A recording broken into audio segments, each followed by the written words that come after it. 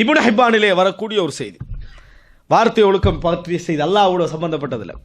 அதாவது உங்களில் எவரும் அதாவது நான் ஜரா என்ற வார்த்தை விவசாயத்துக்கு உபயோகப்படுத்த வேண்டாம், ஜரா என்ற வார்த்தையை விவசாயத்துக்கு உபயோகப்படுத்த வேண்டாம், மற்றபடி ஹர்த் என்று என்ன செய்யுங்க, உபயோகப்படுத்துங்கள் அப்படின்னு வருது. குர்ஆன் அல்லாஹ் தஆலா சொல்லி காட்டுகிறான். அதாவது அஅன்தும் தஸ்ரஊனஹு அம் நஹ்னு ஸாரிஊன் அஃபரஐதும் மா தஹ்ருஸூன் அஅன்தும் தஸ்ரஊனஹு அம் நஹ்னு ஸாரிஊன். நீங்கள் அதாவது உழுதுகின்றீர்களே நிலம், இதை நீங்கள் பார்த்தீர்களா? அஅன்தும் தஹ்ருஸூனஹு அஅன்தும் தஸ்ரஊனஹு அம் நஹ்னு ஸாரிஊன். நீங்கள் தான் அதை விவசாயம் செய்கிறீர்களா அல்லது நாம் விவசாயம் செய்கிறோமா? இரண்டு ஹர்த் என்று சொல்றதும் ஜர என்று சொல்றதும் கிட்டத்தட்ட ஒரே கருத்து தரக்கூடிய வார்த்தை. அதாவது ஒன்றை தூவி விவசாயம் செய்வது, ஜர என்றதும் அதே விவசாயம் தான். ஆனால் அல்லாஹ் தஆலா குர்ஆன்ல அந்த வார்த்தை ரெண்டையும் வித்தியாசமாக உபயோகப்படுத்துறான். அதாவது அஃபரஐதும் மா தஹ்ருஸூன், நீங்கள் வயலிலே அதாவது உழுதுகின்றீர்களா, இதை பார்த்தீர்களா? அந்த வார்த்தையை அங்க ஹர்த்னு சொல்றான். அன்தும் தஸ்ரஊனஹு, நீங்கள் விவசாயம் செய்கிறீர்களா? அம் நஹ்னு ஸாரிஊன், அல்லது நாங்கள் விவசாயம் செய்கிறோமா என்றதுக்கு அல்லாஹ் ஜரா என்ற, நாங்க தான் செய்கிறோம் என்றதுக்கு ஜரா என்ற வார்த்தையை சொல்றான். இதனால ரசூலுல்லாஹி ஸல்லல்லாஹு அலைஹி வஸல்லம் சொன்னார்கள், நீங்கள் ஹர்த் என்ற வார்த்தையை உபயோகப்படுத்துங்கள், ஜரா என்ற வார்த்தையை உபயோகப்படுத்த வேண்டாம். நான் ஹரஸ்து, நான் விவசாயம் செய்தேன் என்று சொல்லுங்க, ஜரா அத்தூன் என்ன செய்ய வேண்டாம், சொல்ல வேண்டாம். கருத்தில் ரெண்டும் என்ன, ஒன்று அல்லாஹு தஆலா இதை என்ன செய்யறான், தனக்கு பயன்படுத்துகிறான் என்ற காரணமாக ரசூலுல்லாஹி ஸல்லல்லாஹு அலைஹி வஸல்லம் அவர்கள் சொன்னார்கள் என்பதை பார்க்கிறோம். அப்போ எனவே அல் அதபு மா அல்லாஹ், அல்லாஹோடு பேசுகிற நேரத்தில் நம்ம எப்படி கவனமாக இருக்க வேண்டும் என்ற செய்தி. சஹீஹ் முஸ்லிமில் இந்த ஒரு செய்தியை பாருங்கள்.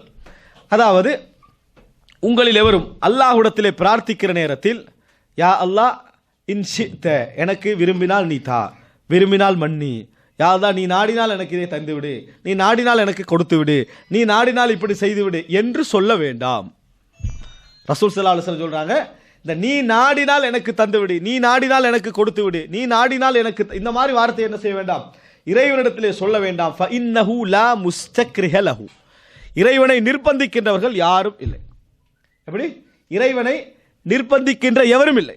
இன்ஷித், அதாவது இப்போ நாம ஒருத்தர் வந்து நீங்க விரும்பினா தாங்க, நீங்க நாடினா தாங்க என்ற வார்த்தையை பொறுத்த வரைக்கும், அதாவது இந்த செய்தி எங்களுக்கு எதை சொல்லுதுன்னு சொன்னால், அல்லாஹ்வுக்கு ஒரு இந்த தருவதில் என்னது, நாம் ஒரு சாய்ஸ் கொடுக்குற மாதிரி, நீ விரும்பினா தா, இல்லைன்னா என்னது விட்டுறலாம் என்று நாங்களே சாய்ஸ் கொடுக்குற மாதிரி.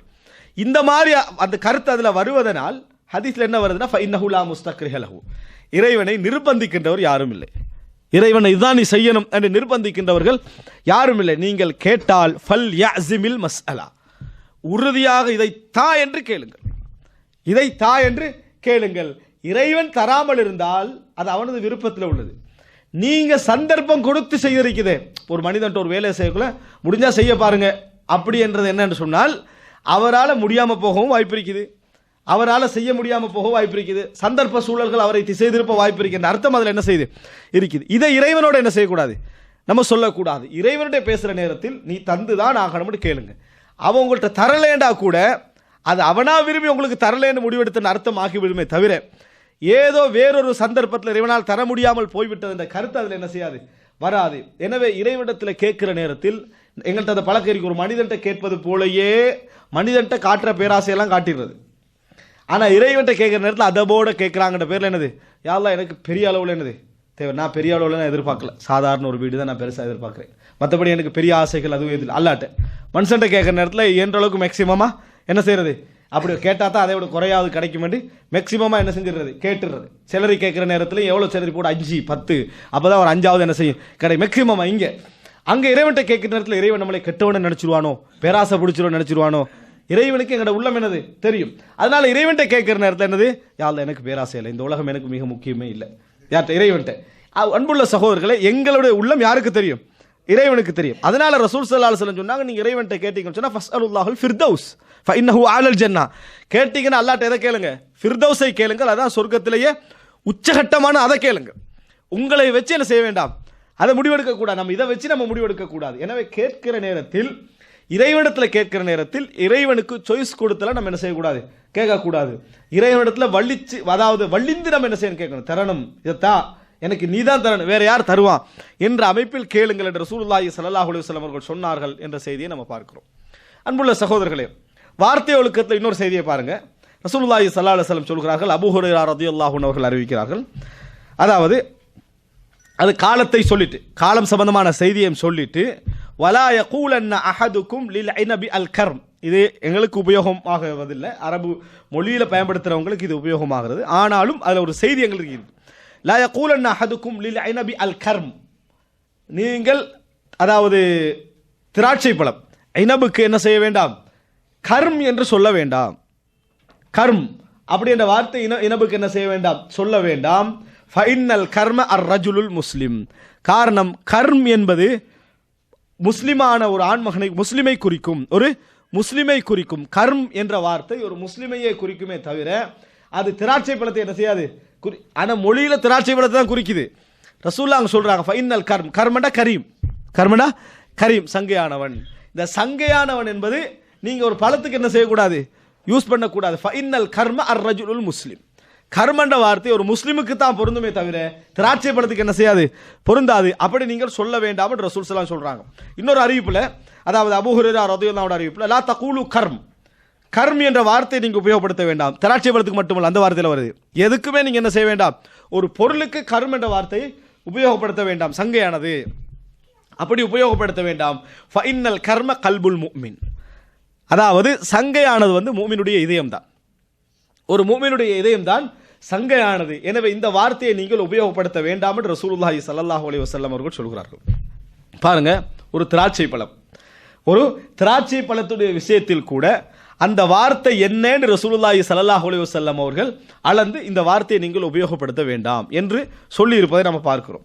அடுத்ததாக அன்புள்ள சகோதரர்களே, ரெண்டு மாதிரி சொல்றாங்க. ஒன்று, ஒரு முஸ்லீம் என்றா தான் கர்மன்றது ஒரு முஸ்லீமை குறிக்கும். இன்னொன்று கல்புல் முஃமின், ஒரு முஃமினுடைய இதயத்தை குறிக்கும். எனவே நீங்க எடுக்கிற பழத்துக்கு என்ன செய்ய வேண்டாம், அந்த மாதிரி உபயோகப்படுத்த வேண்டாம் என்று ரசூலுல்லாஹி ஸல்லல்லாஹு அலைஹி வஸல்லம் அவர்கள் சொல்கிறார்கள்.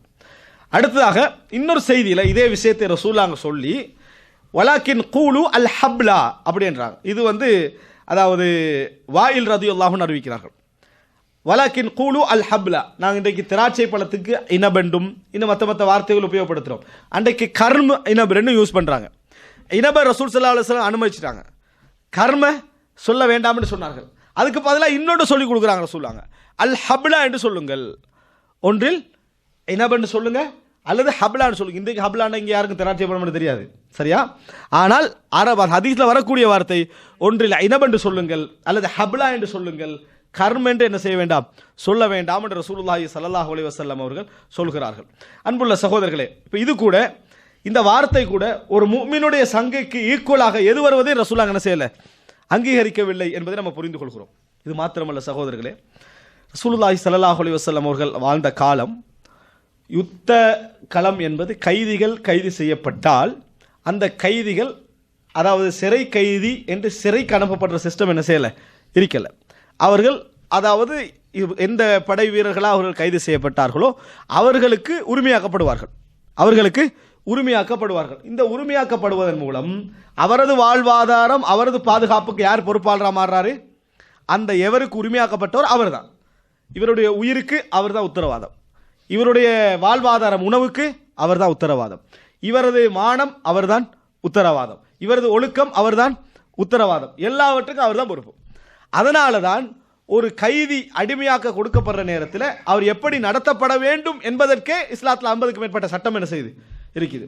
அவருக்கு எப்படி இருக்கணும், அவருடைய வாழ்க்கை எப்படி இருக்கணும், அவருடைய உணவு எப்படி இருக்கணும், அவருடைய ஆடை எப்படி இருக்கணும், அவருடைய ஒழுக்கம் எப்படி இருக்கணும், அவருக்கு திருமணம் முடிச்சு, இன்னும் சொல்ல போனால் கைதிகளுக்கு திருமணம் முடிச்சு கொடுக்குற பொறுப்பு எங்க என்ன செய்யுது, கைதிக்கு திருமணம் என்ற சிந்தனை எங்கேயாவது இருக்குதா? இல்லை. இஸ்லாமிய மார்க்கத்தில் ஒரு கைதிக்கு திருமணம் என்றது எப்படி நடத்தப்படணும் அப்படி என்ற வார்த்தை எல்லாம் என்ன செய்யுது, சொல்லப்படுது. எதை பிடிச்சிக்கன்னு இஸ்லாத்தில் என்ன செய்வாங்கன்னா, இதை அனுமதித்திருக்கிறதே என்று பேசுவார்கள் என்று சொன்னால், ஒரு பெண் கைதியாக இருந்தால் யாருக்கு அவர் உரிமையாக்கப்பட்டாரோ அவர் அந்த பெண்ணுடன் குடும்ப வாழ்க்கை நடத்தலாம் என்று சொல்லி இஸ்லாம் சொல்லுது. எப்படி எல்லா இராணுவ கைதிகளும் அவளுடன் குடும்ப வாழ்க்கை நடத்தலாம் என்று இல்லை. இன்றைக்கு அமெரிக்கா நுழைந்தா செய்கிற மாதிரி இன்னும் உள்ள எத்தனையோ அநியாயங்கள் நடக்குது உலகத்தில், இந்த மாதிரி சொல்லலை. எவருக்கு அவள் உரிமையாக்கப்பட்டிருக்கிறாரோ அவர் மட்டும் அவருடைய குடும்ப வாழ்க்கை என்ன செய்யலாம், நடத்தலாம். குழந்தை கிடைத்தால் இவர் தான் தந்தை, யாரு கிடைச்சதோ அவர் தான் தந்தை. மற்றவர்கள் யாராவது குடும்ப வாழ்க்கை நடத்துவதற்கு இவர் அனுமதித்தால் இஸ்லாத்தில் விபச்சாரத்துக்கு என்ன சட்டமோ அந்த சட்டம் இவருக்கு என்ன செய்யும், எப்படி இவ்வளோ இஸ்லாம் என்ன செய்யுது, இது பாதுகாப்பாக வேற ஏதாவது கைதியை திருமணம் முடிச்சு கொடுக்கணும்னு யாராவது சொல்லுவாங்களா? கைதியை வந்து நீங்கள் என்ன செய்யுங்க, எஜமானனை திருமணம் முடித்து வைங்கன்னா அப்போ கைதியெல்லாம் அழகாக வந்து கைதி ஆயிடுவாங்க. ஒரு யுத்தம் நடந்த பின்னாலே கைதிகளை நீங்கள் என்ன செய்யலாம், திருமணம் முடித்துக்கொண்டு இஸ்லாம் ஆர்வமூட்டு இருக்குன்னா அதை மாதிரி ஒரு சிந்தனை தெளிவில்லாத ஒரு கொள்கை இருக்காது. அதனால் இஸ்லாம் என்ன செய்யுதுன்னு சொன்னால் அவங்களுக்கு எந்த லெவலில் கொடுக்க முடியுமோ அந்த லெவல். ஆனால் ஒரு நாளும் இந்த அடிமைத்தனத்தை இஸ்லாம் ஆதரிக்கவில்லை. ஊட்டி வளர்க்கல இஸ்லாம், இதை ஊட்டி வளர்க்கவில்லை. சிலர் வந்து முஸ்லீம்களோட பழகிய பின்னால் இஸ்லாத்துக்கு வந்துடுறாங்க, அவருடைய நடைமுறையை பார்த்துட்டு இஸ்லாத்துக்கு வந்துடுறாங்க. இஸ்லாத்துக்கு வந்த பின்னால் கூட இஸ்லாம் ஒரு நாளும் சொல்லலை இஸ்லாத்துக்கு வந்த உடனே விட்டுருன்னு. நிறைய பேர் அப்படி நினைக்கிறாங்க, இஸ்லாத்துக்கு வராதனால தான் அடிமையாக வச்சுக்கிறாங்க. அதனாலே இல்லை, யுத்தத்தில் முஸ்லிம் சமுதாயத்தை கொல்வதற்காக வந்ததனால் யுத்த கைதியாக அவர் அகப்பட்டிருக்கிறாரே தவிர அவர் இஸ்லாத்துக்கு வந்தாலும் வராது விட்டாலும் அவர் அந்த கைதி என்ற தன்மையில் என்ன செய்ய மாட்டார், போக மாட்டார். அவர் உடனே இல்லை இஸ்லாத்துக்கு வந்த உடனே போகிறதாக வச்சுக்கோங்க, கைதி ஆயிரம்னு என்ன செஞ்சிருவாங்க, லா இலாஹ இல்லல்லாஹ் முஹம்மது ரசூலுல்லாஹ், ரைட், விடுதலை, லா இலாஹ இல்லல்லாஹ் முஹம்மது ரசூலுல்லாஹ், விடுதலை, பிரச்சனை முடிஞ்சது. விடுதலைக்கு ஒரு மந்திர வார்த்தையாக என்ன செஞ்சிருப்பது மாறிடும். அதனால் அவர் இஸ்லாத்துக்கு வந்தாலும் அவர் கைதி தான், அவர் அடிமை தான். ஆனால் இஸ்லாம் அதை எப்படி கொண்டு வருதுண்டா, யாருக்கு உரிமையாக்கப்பட்டதோ அவரை தூண்டுது. ஒரு இறுக்கத்தையும் ஒரு நிகழ்வையும். இறுக்கம் என்ன, அடிமையாகிவிட்டால் கைதி என்று அகப்பட்டால் உனக்கு ஒரு தொந்தரவு இருக்குது, உனக்கு ஒரு சிக்கல் இருக்குது, உனக்கு ஒரு கடுமை இருக்குது என்பது புரியணும். அதே நேரத்தில் இஸ்லாமிய அடிப்படையில் ஒரு இஸ்லாத்துக்கு வந்துட்டார் என்பதனால அது இஸ்லாம் ஆர்வம் ஊட்டுது முஸ்லிம் கைதிகளை விடுதலை செய்வதற்கு. காபிரான கைதிகளை அல்ல, அது அப்படி விடுதலை சொன்னால் அது அர்த்தமே இல்லை. முஸ்லிம் கைதிகளை, அதாவது இங்கே வந்து இஸ்லாத்தை ஏற்றுக்கொண்டார்களே அந்த கைதிகளை விடுதலை செய்வதற்கு இஸ்லாம் தூண்டுகிறதே ஒழிய அங்கே கூட என்ன செய்யலை, நீ கட்டாய முஸ்லீம் ஆகிட்டா விட்டுரு அப்படி என்று சொல்லி ஒரு மற்றவர்கள் பார்ப்பதை போன்று அந்த இதை தூண்டவில்லை. ஆனால் அடிமை என்ற வார்த்தை இஸ்லாம் வெறுக்குது. அதுக்கு இந்த செய்தியை பாருங்கள், அதுக்கு தான் இதை சொன்னேன். இந்த செய்தியை பாருங்கள். அதாவது ரசூலுல்லாஹி ஸல்லல்லாஹு அலைஹி வஸல்லம் சொல்கிறார்கள், 2249வது இலக்கம், லா யகூலன்ன அஹதுக்கும் அப்தி வ அமதி, எனது அடிமை ஆண், எனது ஆண் அடிமை, எனது பெண் அடிமை, இந்த வார்த்தைகளை சொல்ல வேண்டாம். ரசூலுல்லாஹ் சொல்றாங்க, லா யகூலன்ன அஹதுக்கும் அப்தி வ அமதி. ஆனால் அந்த சமுதாயத்தில் அந்த நடைமுறையில் தான் இருக்குது. ஆனால் அப்படி சொல்ல வேண்டாம். குல்லுக்கும் அபீதுல்லாஹ், நீங்கள் எல்லோரும் இறைவனுடைய அடிமைகள் தான். ரசூலுல்லாஹ் சொல்றாங்க, குல்லுக்கும் அபீதுல்லாஹ், நீங்கள் எல்லோருக்கும் இறைவனது அடிமைகள், நீங்கள் எல்லோரும் இறைவனது அடிமைகள். அப்தி வ அமதி என்று சொல்ல வேண்டாம். எனது ஆண் அடிமை, எனது பெண் அடிமை, இந்த வார்த்தைகள் என்ன செய்யுங்க, விட்டுருங்க. குல்லுக்கும் அபீதுல்லாஹ், நீங்கள் எல்லோருமே அல்லாஹ்வுடைய அடிமைகள் தான். யாரு, நீ யாருக்கு சொல்றாய் அவரும் நீயும் சேர்த்து இறைவனது அடிமைகள் தான். வகுல்லு நிசாஇக்கும் இமாஉல்லாஹ், ஆணுக்கு மட்டும் சொல்லல, நீங்கள் எல்லோரும் இறைவனுடைய ஆண் அடிமைகள் தான். உங்களது எல்லா பெண்களும், உங்களோட மனைவி உட்பட, மகள் உட்பட, இப்ப நீங்க அதாவது உங்களுக்கு உரிமையாக இருக்கக்கூடிய அந்த அடிமை பெண் உட்பட நீங்க எல்லோருமே இறைவனது அடிமை பெண்கள் தான், இறைவனது அடிமை பெண்கள் தான். இந்த வார்த்தையை பாருங்க, ரசூலுல்லாஹி ஸல்லல்லாஹு அலைஹி வஸல்லம், லா யகூலன்ன அஹதுக்கும் அப்தி வ அமதி குல்லுக்கும் அபீதுல்லாஹ் வ குல்லு நிசாஇக்கும் இமாஉல்லாஹ், உங்களது எல்லா பெண்களும் இறைவனது அடிமைகள் தான். வலாக்கின், சொல்வதாக இருந்தால் நீங்கள் எப்படி சொல்லுங்கள், லியகுல் குலாமி, குலாமி எனது சிறுவன், எனது வேலைக்கார சிறுவன், வ ஜாரியதி எனது வேலைக்கார பெண், வ ஃபதாய எனது யுவதன், எனது இளைஞன், வ ஃபதாதி எனது யுவதி. இந்த வார்த்தை என்ன சொல்லுது? அதனால தான் ஹதீஸுடைய நடைமுறை நீங்கள் பார்க்கலாம், அப்து அமத் என்ற வார்த்தைகள் நிறைய குறைவு. ஹதீஸுடைய வார்த்தை பயன்படுத்தினாங்க, பயன்படுத்தாம இல்லை, பயன்படுத்தினார்கள். ஆனால் அழைப்பு என்று வார நேரத்தில் குலாம் என்ற வார்த்தை நிறைய வரும். எப்படி குலாம் என்ற வார்த்தை நிறைய வரும். அதுபோல அதாவது ஃபத்தா என்ற குர்ஆன் கூட பொதுவாக சொல்ற நேரத்தில் அப்து அமத் என்ற வார்த்தை சொல்லும். ஆனால் பேச்சு நடைய காட்டுகிற நேரத்தில் குர்ஆன்ல மூசா அலைஹிஸ்ஸலாம் அந்த அடிமையை எடுத்துட்டு போற நேரத்தில் குர்ஆன் அபீத் என்ற வார்த்தையை பேசாது, குலாம், குலாம் என்ற வார்த்தையை என்ன செய்யும், பேசும். குலாம் என்றது என்னது, சிறுவன் என்ற அர்த்தம், சின்னவர் அர்த்தம், வேலைக்கார இளைஞன் என்ற அர்த்தம். இந்த மாதிரி அர்த்தத்தை சொல்லு அப்படி பாருங்க. வக்குல், அதாவது வலாக்கின் லியகுல் குலாமி வ ஜாரியதி வ ஃபதாய வ ஃபதாதி, எனது சிறுவன், எனது வேலைக்காரன், அதே போல எனது வஜாரியத் என் வேலைக்கார பெண், வ ஃபதாய எனது இளைஞன், வ ஃபதாதி. அல்லாஹ் குர்ஆன்ல சொல்ல, லா வலா துக்ரிஹு ஃபதயாதிக்கும் அலல் பிகா இன் அரத்ன தஹஸ்ஸுனா வலா துக்ரிஹு ஃபதயாதிக்கும், உங்களது யுவதிகளை நீங்கள் விபச்சாரத்துக்கு நிர்பந்திக்க வேண்டாம். அல்லாஹ் தஆலா என்ன செய்றான், அடிமை பெண்களை தான் சொல்றான். எப்படி சொல்றான், ஃபதயாதிக்கும். அப்ப குர்ஆனும் அந்த நடைமுறை என்ன செய்து அவர்களுக்கு மத்தியில் கொண்டு வருது. அப்ப இது இஸ்லாம் வார்த்தை ஒழுக்கத்தை சொல்லித் தருவதை பார்க்கிறோம். இது மாத்திரமல்ல, அடுத்த ஹதீஸ்ல அபூ ஹுரைரா ரலியல்லாஹு அன்ஹு ஹதீஸ்ல பாருங்க, அடிமைக்கு சொல்றாங்க, சுப்ஹானல்லாஹ், அடிமைக்கு சொல்லி கொடுக்குறாங்க. அடிமை என்ற வார்த்தை இஸ்லாம் வந்து முழுமையாக எடுக்கல. ஏனென்றால் எதிரிக்கு அச்ச உணர்வை ஏற்படுத்தக்கூடிய ஒரு வார்த்தை தான் இது. எதிரிக்கு அச்ச உணர்வை ஏற்படுத்தக்கூடிய வார்த்தை. அப்படித்தான் இஸ்லாமிய சமுதாயத்துடைய கைதிகளை அவங்க நடத்துவாங்க. அதை விட மோசமாக என்ன செய்வார்கள்? நடத்துவார்கள். ரசூல் ஸல்லல்லாஹு அலைஹி வஸல்லம் சொல்றாங்க, லா யகூலன்ன அஹதுக்கும் அப்தி ஃபகுல்லுக்கும் அபீதுல்லாஹ் வலாகின் லியகுல் ஃபதாய. நீங்கள் எனது அடிமை என்று சொல்ல வேண்டாம், நீங்கள் எல்லோருமே இளைவன் அடிமைதான், எனது இளைஞன் அப்படி சொல்லுங்கள். வலா யகுலில் அப்து, இஸ்லாமிய அரசாங்கத்தில் வழங்கப்பட்ட உரிமை.